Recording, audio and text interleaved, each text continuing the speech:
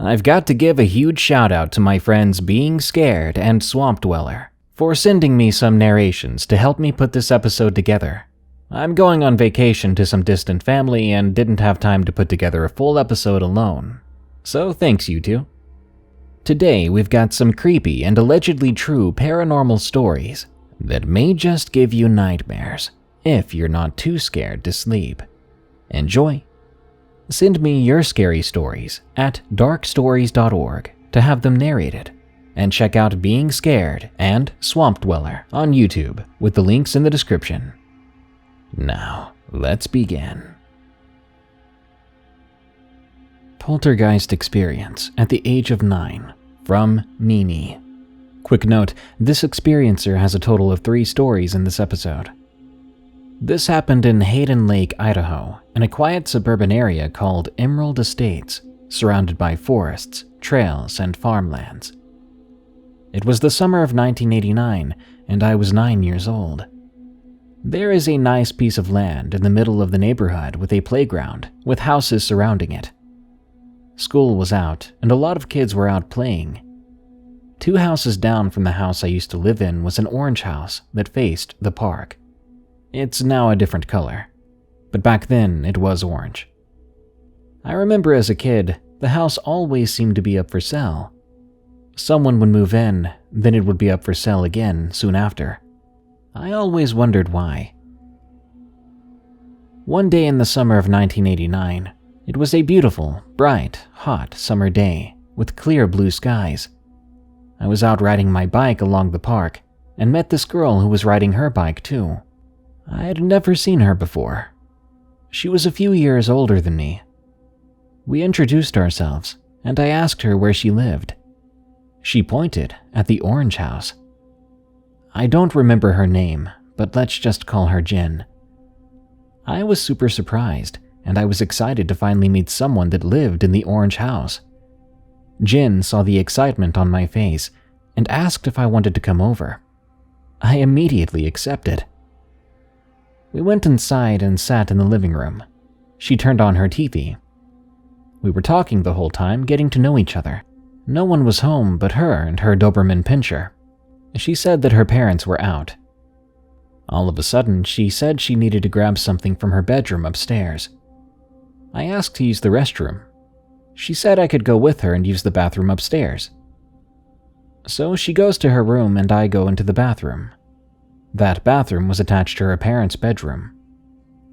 The bathroom door to her parents' bedroom was open though, so I was able to look into the room from where I was sitting. I got super uneasy when I noticed it was completely black in that room. No light, just darkness. I found it odd because it was a bright sunny day out. Jen yelled out to me that she was going back downstairs, and I yelled back, asking her to please wait for me. She replied, "Just come down when you're done." I was very scared for some reason, and I again begged her to please wait for me. She didn't wait. I was so frightened I hurried up and rushed downstairs so fast I almost fell down the stairs. I did, however, stumble on the last 4 to 5 of them. She asked me if I was okay, and I said yes. All I know is that I wanted to get away from the upstairs as fast as possible. We then sat back down in the living room and continued talking. Her Doberman Pinscher started shaking, and I asked her if her dog was okay. She said the dog was afraid of thunder. We listened for a moment, and I could hear a slight rumble from far away. She shut the TV off and we went outside to her backyard to see which direction the storm was coming from. As we stepped outside, she left the sliding door wide open. While we were out there, she showed me her jacuzzi, which as a 9-year-old I thought was super cool and for the rich. At the moment, we were about 20 feet away from the house. I can see her parents' bedroom window up on the 2nd floor. As we were chatting away, I saw a white hand with no arm or body attached to it slam her sliding door shut. I asked Jen if she saw what I saw, and she did. We both found it odd because we didn't see anyone inside the house moving around. We went to the door, we opened it, and we peeked inside, calling out to see if anyone was there, but we got no response. We stepped inside and noticed everything electronic was on. The TV, VCR, all the gadgets in the kitchen, like the microwave, dishwasher, the mixer, toaster, heck, even the water faucets in the bathroom and kitchen were running. I remember the lights in her mother's china cabinet being on too, because I admired her mother's Precious Moments figurine collection. Anywho, we found it all so weird. She asked me to help her shut everything off. Keep in mind, this was all happening downstairs. The upstairs seemed fine. As I helped her shut everything off, we were yelling out to whomever was in the house to come out. But no one answered, and of course no one came out. I walked down the hallway to a small bathroom to shut the lights off and turn off those faucets.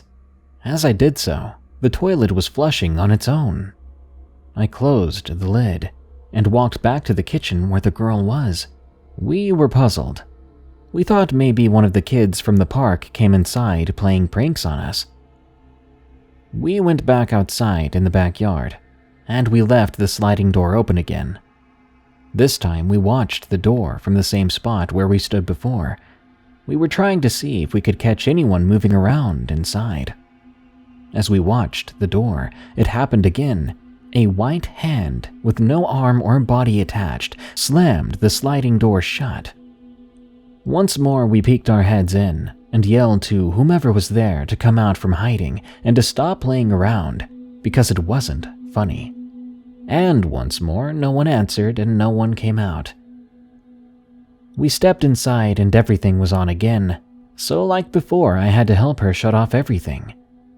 I walked back to the bathroom down the hallway to shut the water off. The lid of the toilet was up too and the toilet was flushing. I again closed the lid, shut off the lights and water, and went back to the kitchen to Jin. We were perplexed. For the third time we went outside. We left the door open, and as we stood in the same spot and watched the door, I looked up to her parents' bedroom window, and this time I saw a pale gray-looking girl. She looked to be a teenager, possibly Native American. She had straight, long black hair that came down to her stomach, and she was staring down at us. I immediately said to Jin, "There's someone in your parents' bedroom." I only looked away for a second, and when we looked up, she was gone. Jin then said to me that no one was there, but I asked her if she had any siblings and she said no. It was just us and the dog there at the time. I ran home and told my mom what I just experienced. I never went back to that house again. We ended up moving out of state and I never went back. As I got older, I realized the reason why the house was always for sale, why no one would stay in that house, was because of this poltergeist. I've been super curious throughout the years if the strange things still happened there or not.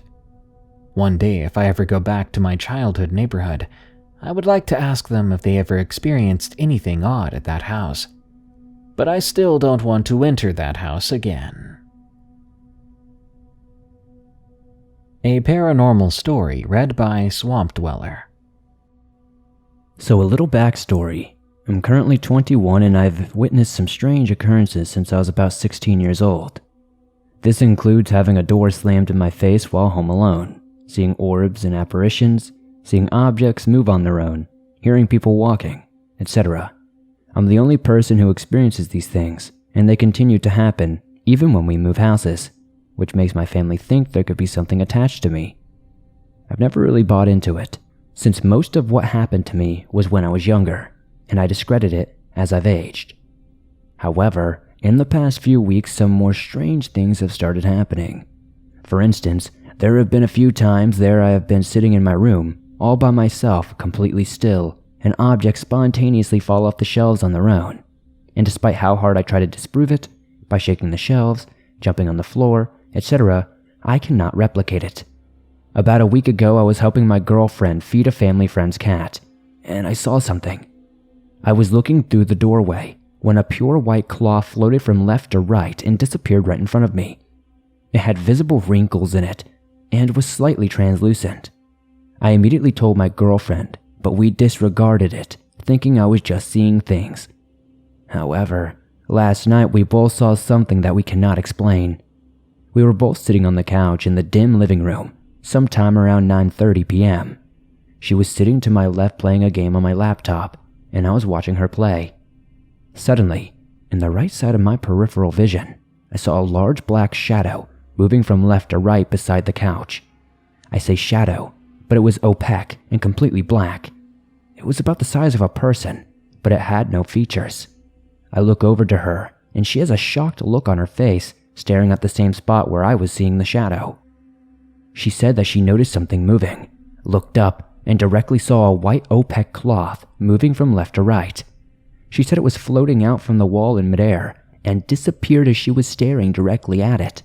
She described it as having folds very similar to what I saw about a week prior. What really freaks me out is that we did not say a word to each other before locking eyes in horror.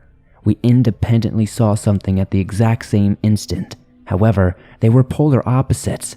I saw a voluminous, dark shadow, and she saw a white cloth, both moving in the same place from left to right. I can't explain any of this, but we were both pretty scared from it.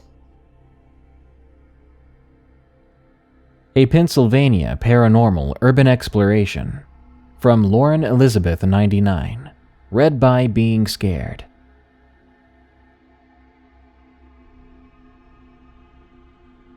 It was the year 2018. My best friend and I were getting more adventurous as our senior year continued. We would stay out late, smoking, and walking around various neighborhoods or high-riding.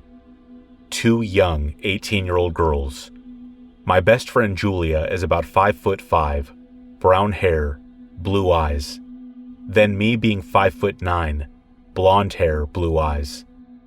Most would think that we were absolutely stupid for doing some of the reckless things we did. Yet we did not care. We craved the adrenaline, and we were both a bit disturbed due to some trauma we experienced as individuals. Fear did not exist at this time, as we had been through enough scary situations to be numb to the idea of fear. Now at the time, it was close to the end of the school year, and honestly, our parents stopped paying attention to us most nights. I was home alone, and my best friend and I were left to do whatever we wanted most days and nights. That is when the idea of urban exploration became our new favorite thing to do. We explored all over our town in New Jersey and surrounding towns, although we could not find a building that was daring enough for us thrill seekers. After searching YouTube for a couple days, that is when I found it, the holy grail of abandoned buildings near us. Only 30 minutes from us into Pennsylvania was an old, abandoned school that was home to delinquent children. After doing some personal research on the school, I came to find out that the school was closed due to a fire. Although after visiting the school a couple of times, something told me several way more sinister things happened on the grounds of the school. There were about 25 buildings, so it took more than 6 times searching to really get the absolute full experience this school had to offer. On campus was a security guard who drove around in a blacked-out Jeep. He never would leave his car. Only once did he catch us, although he just told us to leave. Again, never leaving his car. I still wonder if he had the same feeling about the place as we did, and that he had found sanctuary, never leaving his car. Since there were so many times we visited, I am only going to highlight the most terrifying moments we experienced, of course from least to most blood-curdling. To give you the ambience of what we were facing, I will tell you this. To get into the campus, you needed to cut through the trees and bushes with thorns on them. Always wear pants when exploring. After you get through the brush, hopefully unscathed, you are greeted by several decaying buildings. The smell of mold and nature kind of all hit you at once. Absolutely everything there is overgrown and seriously falling apart. Graffiti is pretty much plastered everywhere. Besides the physical look, the gut-wrenching feeling you get when you walk foot on this property, that alone will make you want to turn back and never set foot there again. Something about this place seriously is wrong, and you feel as though you should not be there. Something I came to personally learn about this place is every time you come back, Things seemed to get more and more out of place and otherworldly. Walking into these buildings, most windows are boarded up, so you can only see using the small light on your phone. Other than that, it is pitch black. The first truly terrifying moment I had on this campus had to be finding the blood-chilling room where it looked as though it was an old dentist office or something medical. I am not sure why it was there or what they really did there, but when I walked in, I got this strange feeling of death. Scattered in the pitch black room, all I could see was open syringes covering the floor, a dentist chair that had dried red substance resembling blood all over it, and everything else in the room untouched. As my best friend and I explored this small dark room, we began to hear footsteps coming from down the dark corridor.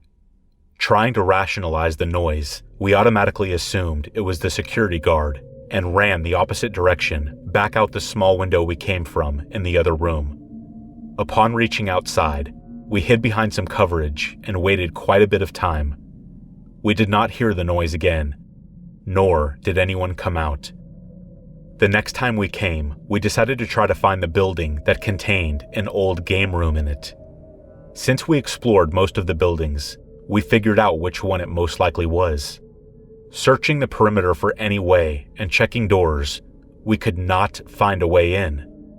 Circling back, I found an old, dirty window which looked as if it opened to a dark, cement basement. Being the confident kids we were, I jumped through it almost immediately.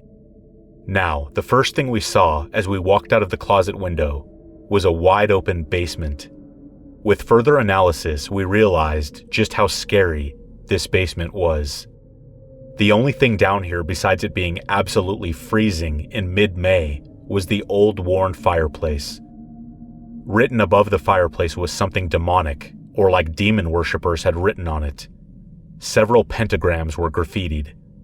Looking towards the middle of the floor was red paint of a pentagram, very big, smack dab in the middle of the floor. Candle wax was everywhere, and it was accompanied by a strange smell. With the sense of existential dread suffocating the room, we darted towards the steps at the back of the room. We did not step foot in that basement ever again. The second to last time visiting the campus, we decided to be even more ballsy and explore at night. It was roughly 12 at night, maybe slightly later, and again, it was simply just my friend Julia and I. Besides it being dark, approaching the school, my blood ran cold. Everything in my body was telling me to run the other way and to not set foot back at this campus. Yet again, I ignored my gut instinct, and we began our journey through the woods to make it into the campus. Tonight was different. I decided to actually document our journey as if we were on Ghost Hunter or some other paranormal show. The whole time I was recording, I would go back and forth from me to see what I was seeing. As me and Julia began walking through the pitch black, using only her phone light, visibility was dim. We could only see about 7 feet in front of us. The rest of this campus had been like it was not even there. Just utter blackness surrounded us. I was laughing and talking to my audience on my Instagram story, boasting about the trip, as if it made me the coolest person ever to risk my life just to see some buildings filled with asbestos, mold, and possibly homeless people. Just as I turned the camera to face Julia and sort of interviewed her about her current experience, is when I saw what made my heart stop and my jaw drop. I froze in the position I was in, just holding the camera pointing in Julia's direction. As Julia looked past my camera, almost questioning why I got so quiet, she saw my face. The viewers at home could only see Julia's expression. It had said more to the people at home than either of us could explain. Seeing how absolutely horrified I was and how my face had turned the lightest shade it could, she let out a scream and grabbed my arm, pulling me into a different direction. I felt as if I was no longer present and adrenaline had taken over my body. My legs were moving, yet it felt like I was not controlling them. We jumped and hid behind a tree as Julia pleaded with me to tell her what I had seen. For a couple of minutes, I just sat there, trying to process what I had just seen. I did not want to believe anything scary and paranormal could be real. It felt like a true scary movie came to life. When I regained my ability to talk again, I told her exactly what I saw. When I tell you, you most likely will not believe me, for it is so utterly insane, it's almost laughable. That image will never leave my memory, for it is burned in forever. Standing right behind Julia, just in the shot of my camera, was a black figure. With a closer look, I remember not believing what I saw and experiencing what felt like paralysis as I was stuck staring at this figure standing only 3 feet behind my best friend. A man on a large horse from what I could make out. No detail to him at all, like he had literally been a shadow, just a blacked out figure. The worst part was his large, broad body seemed as if it had no head. I know it sounds crazy, but trust me, it absolutely was. I had heard stories of the Headless Horseman as a kid, yet I never expected to see anything like that in my waking hours of the day. After telling my best friend what I had seen, we hightailed it back to Jersey and decided to do some more research and see if anyone had any similar experiences, or the same one. As we searched, I found countless stories that made my bones hurt about this place and what other urban explorers had experienced. One in particular made me literally almost faint. To be brief, this guy who had been really into exploring found this place years back and decided, like us, he wanted to keep coming back and see everything the campus had to offer. He explained how every single time he came back, weirder and weirder things happened to him, which to my knowledge was exactly how I felt. But what he said next made my soul sink into the floor.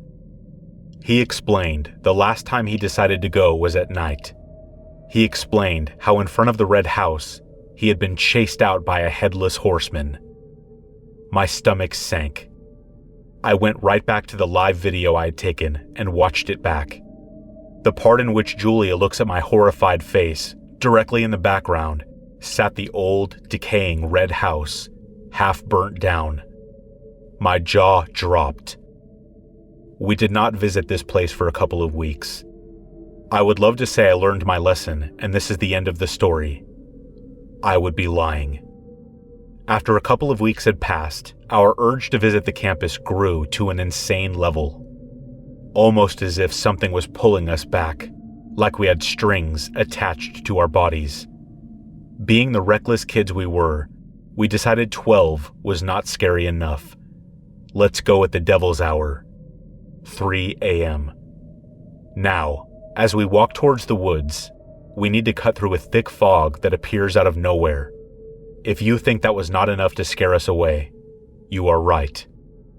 I led the pack and proceeded towards a gap in the trees.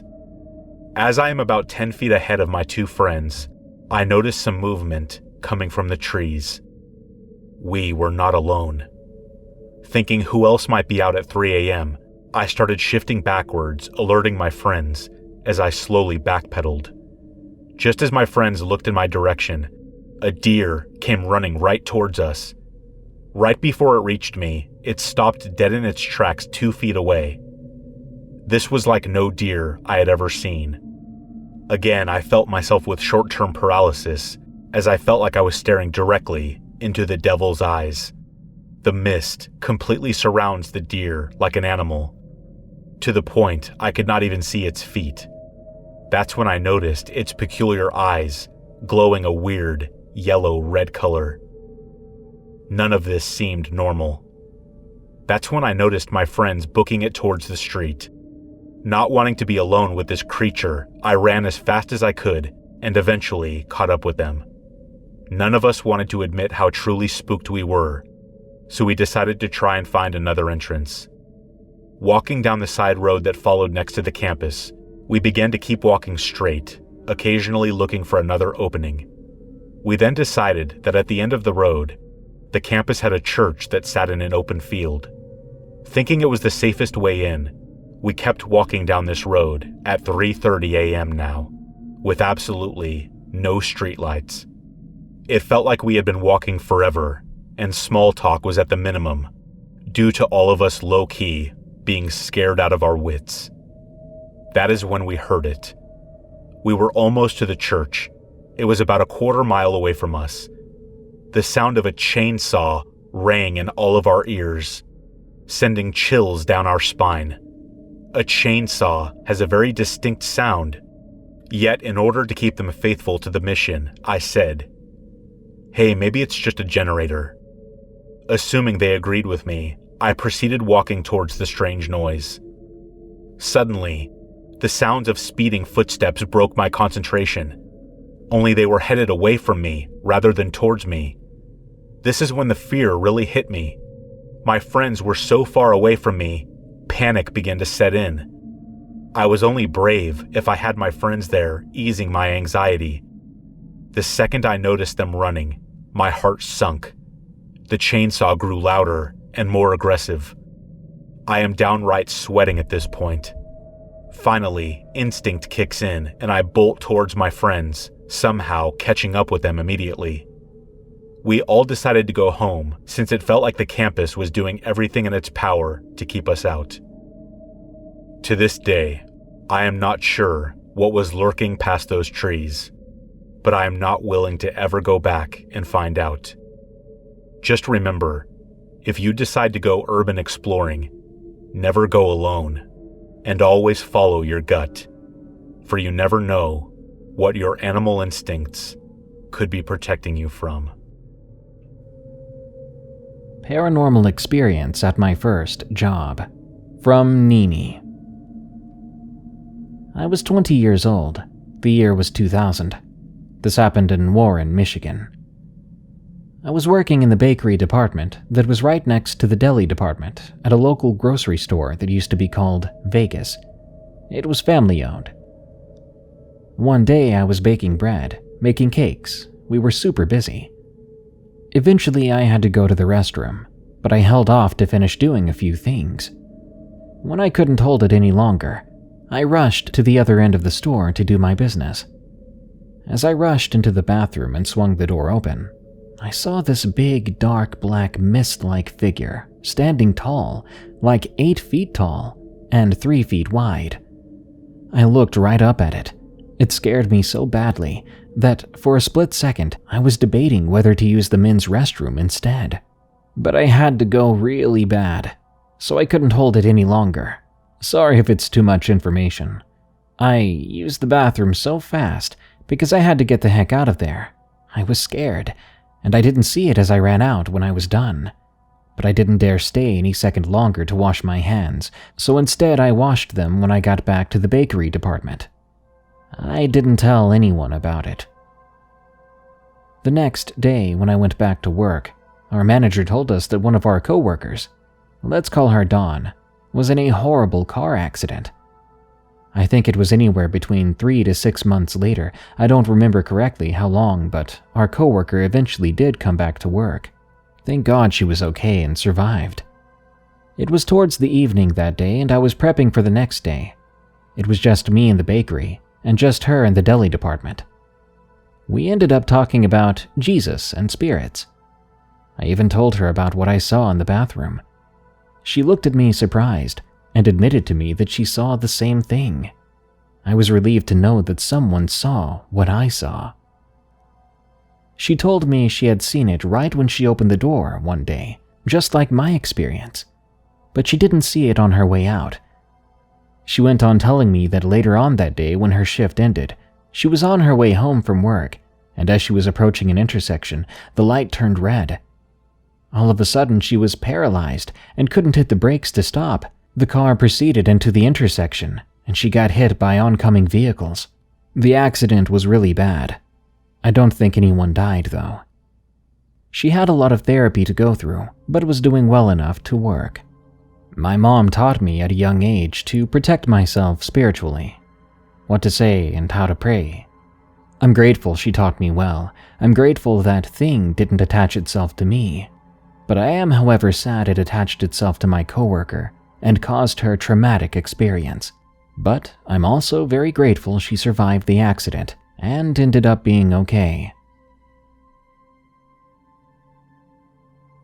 Strange experiences when I was young. From Starry Centauri. I have had a couple of experiences, both weird and paranormal, when I was around 3 to 5 years of age. Growing up, I was a really timid and scared child. I would never leave my mother's arms and would cry if she even went to the bathroom. Not to mention the fact that my 2 older sisters would try to scare me a lot, as it was their way of joking around. Anyways, before I moved to Australia, I lived in South Asia, and we used to live in these flats, apartments that were really old but pretty lively. There was a lot of young families in our flats that had children that were around me and my sister's ages. We often spent most of our time playing with them. So one day, my sisters, 3 of our other friends, and I were running up and down these flights of stairs, playing tag. We all stopped on a certain floor that one of my friends used to live on. She was quite older than us too, around 13 or 14. We were all arguing about who's it and who got tagged, until suddenly we get interrupted by a short, old man. He had a really hunched back and disgusting teeth that were rotting away. He held his arms out in front of him, and it looked like he was holding ripped up pieces of paper in his hands. "Can I play with you, children?" He asked us in a weird way, like he put on a high-pitched voice. My friend, who lived on this floor, replied, No. We were starting to get weirded out at this moment, and I remember my heart was beating super fast. "Why not? Let me play. You guys run and I'll catch you," he replied as if he was sulking. I have to ask my mom," our oldest friend replied. Right after she said that, she whispered to all of us to run with her to her apartment. As we were running to her door, he started following us. But luckily, her apartment floor wasn't far away, and the door was open. We all got in there, and her mom asked us what was wrong, as we all looked scared. Our friend told her what happened, and surprisingly, her mom didn't seem worried about it or anything. However, I was really shaken up by that experience. We waited a few minutes inside her apartment until we were sure that the old man was gone. I was seriously so scared, I begged our friend to carry me to our floor, which was right above hers. My sisters are 5 and 4 years older than me, so they couldn't really carry me back. Another experience I wanted to share is a paranormal one. So, the layout of our apartment was a bit weird. Our bathroom, which was a really weird bathroom, had 2 other rooms inside it. One room for the toilet, which was just a cubicle-sized room, and another room for the shower. The shower room was big, and outside those rooms was our sink and the washing machine. So, basically it was a toilet, shower, laundry room, all in one. Anyway, one day it's just me, my mom, and my 2 sisters in the apartment. I was playing with my sister Holly in our room, and we were giving each other makeovers. As she's doing my makeup, she messes up and tells me to go wash my face so she can redo it. I go into the bathroom, only to the sink to wash my face. I already know that my other sister Heather was in the toilet doing her business, and the shower room was empty. I could hear my mom in her room talking to our relatives over the phone. As I'm washing my face, I started getting this weird feeling, like I was being stared at. I continued washing my face until I looked up and saw my face in the mirror to see if I got all the makeup off. It was then that I noticed, through the mirror, that our shower room's door was cracked open. I looked behind me and I see this tall, naked woman peeking through the crack at me. I still remember her so vividly. Her brown eyes were glaring back at me. She was all wet, as if she had just taken a shower. Even though I couldn't see much through the crack of the door, I could tell she was wet and not wearing clothes. And honestly, this woman kind of resembled my mother, but at the same time, she didn't. This woman who was glaring at me through the door looked evil, and she looked angry. My heart was beating fast at this point, and I remember letting out a nervous laughter. I don't know why, but I was just really confused, and for some reason, let out a small laugh. I could hear Heather in the toilet finishing up her business, and that's just where my fight or flight senses kicked in. I ran out of that bathroom into my mom's room to tell her what happened, but she was on the phone and told me to go away. So I went to Holly and told her about what just happened. She didn't believe me and said that it could have been Heather. As she said that, Heather walked into the room and asked what we were talking about. Holly asked if she was trying to scare me, and Heather replied, "No, I was in the toilet this whole time," while sounding really annoyed at the fact that Holly accused her of trying to scare me. I told Holly how the person I saw looked like our mom. She, for some reason, looked really offended about what I just said. She grabbed my arm and took me to our bathroom to show me nothing was there. And she was right. When we looked in the shower room, it was empty, but the floor and walls were wet. I pointed that out to Holly, but she just said one of us must have taken a shower earlier, even though I think we both knew that none of us had taken one before this incident happened. Honestly, I would have just chalked it up to one of my sisters trying to scare me, since they did that a lot. But the person I saw in the shower room was a woman, and she was tall. Shortly after that, my dad decided we should move to Australia. After that shower lady incident, I had a few more strange experiences happen to me, but as I grew up, they just stopped happening. Little Ghost Boy at the Park, from NeeNee. This happened in Warren, Michigan on 13 Mile by Groesbeck Road.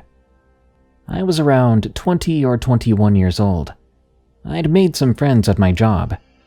I always got along with guys better than I did with girls. I grew up with 3 brothers, so that's probably why. Anyway, I was hanging out with one of my coworkers, my friend Nick. It was a nice, warm summer night. We went to a park and we laid out on the grass. It was late at night, probably around 10 p.m. No one was at the park but us. At the end of the park was a preschool or a kindergarten, which was fenced in with a playground. We lay out on the grass, staring out into the clear sky filled with stars, just talking. Did you ever have a friend that, when you talked to them, the hours just suddenly flew by? Well, that's what happened. Before we knew it, it was 2 or 3 a.m. We were surprised at how time flew by so fast. So we decided to leave. As we got up, we looked towards the preschool's playground. On top of the slide, I saw this little boy. He looked gray and pale, and he seemed to be around 6 or 7 years old. He was standing on top of the slide in winter clothes, staring our way. The little boy just stood there. I noticed in my peripheral vision that Nick was looking in the same direction. I asked him if he sees a little boy on top of the slide.